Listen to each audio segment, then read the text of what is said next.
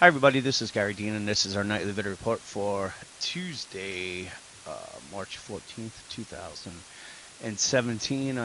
Anybody on the Northeast, most likely you're digging out right now. It wasn't as bad as I thought, but it's still really heavy snow. So, anyway, I wanted to get this out before I go out and finish. So, we saw some selling pressure with the indexes today, but towards the end, they closed off the lows. That's kind of was my comment with the I think there's going to be a floor and there's going to be a ceiling until the Fed announcement is behind us. Now they're putting in a 100% chance that they're going to raise tomorrow, so that's not going to be the shocker. But what the shocker will be is if they decide that they're going to raise in June as well, and possibly do maybe 4 or 5 rate hikes. So that can be really I'd say the canary in the coal mine that could shock a few people where because it's not really priced in at all as far as anticipation of that type of say statement from the Fed. So, but that's neither here or there. I'm still looking at just the overall pattern and what I'm looking at. So you can see we're at the top of the channel that we have. If it breaks through it, I still believe we're coming down to the 23.15, possibly even coming down to these levels here before having a bounce and taking out some of the, say, the bearishness that we would see if we come down there, only to set up another fall that I think can take us a lot further than what a lot of people would be anticipating. So if we look at the 60-minute chart, the main thing we're waiting, did this wave 5 complete? Are we still making a wave 4? This doesn't look like panic at all. So, to me, as much as I believe that we could fall at any time and it would make perfect sense, we haven't even reached the 23% retracement level. That's down at the 23.28. That would be a typical wave 4. So, we're kind of at one of those things where, yes, I do believe we have a big drop that's going to be pending. But the thing is, even if it drops down to the 2280, which would be a 120-point move, that still could be your wave 4. Because typically your wave 4s will go down to your 23 or 38% retracement. So say it gets down there and then it pops back up. We're only going to be setting up another alternate wave 5 and a larger move to the downside. And if it gets down to the 2280, you know what? It's 120 points. That's not, it would work out. I'd rather see that than us kind of bounce around into, when they finally drop. It would make things a lot easier for me. So anyway, you can see that the right now we closed below the 50-day moving average on the 60-day moving average here. So if they start selling off early tomorrow, my guess is we'll probably find some support at the 23.44, and maybe they use the Fed announcement as the floor, and then they try to bring things up into that.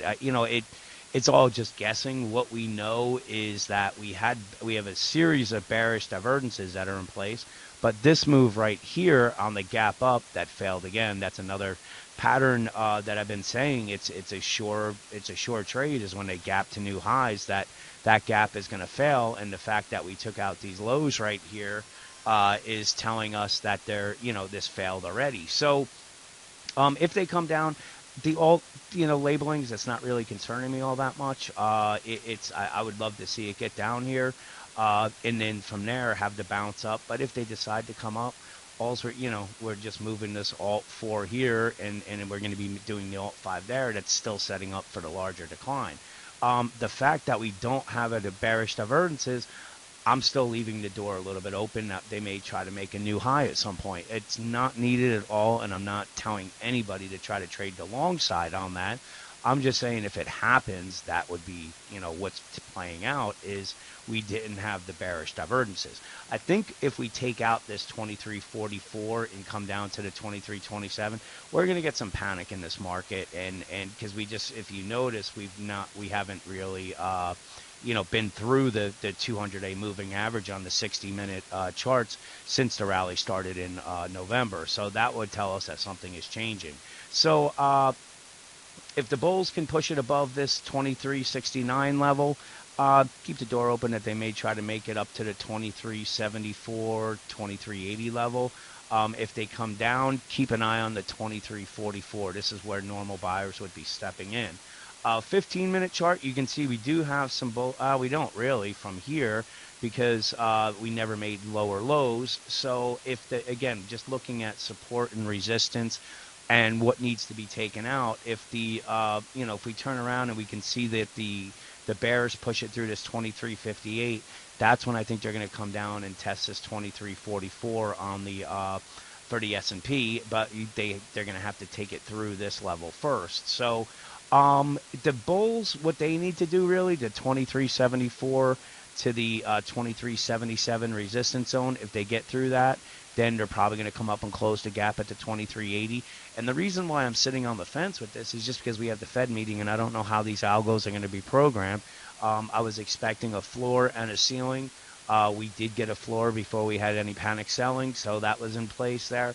But the bulls have some work to do to get out of this resistance zone, and the bears really, they need to push it through this 2353 to get the quick move down to that 2340, 2334 area. So on the 5-minute chart, you can see we're still in this resistance zone right here. If they for some reason can break through it, what we're doing is we're just moving that resistance zone to right here, and that's going to bring us to 2383 to the 2377. So that would be the resistance zone on it, but you can see things have been held down from the first resistance zone. So we have, that's what they have to battle through to get some possible momentum going on the upside. So with that, like I said, I think a lot has to do with what the Fed's going to do tomorrow, or how the algos are going to be programmed going into the Fed. After that, we'll just wait and see what plays out.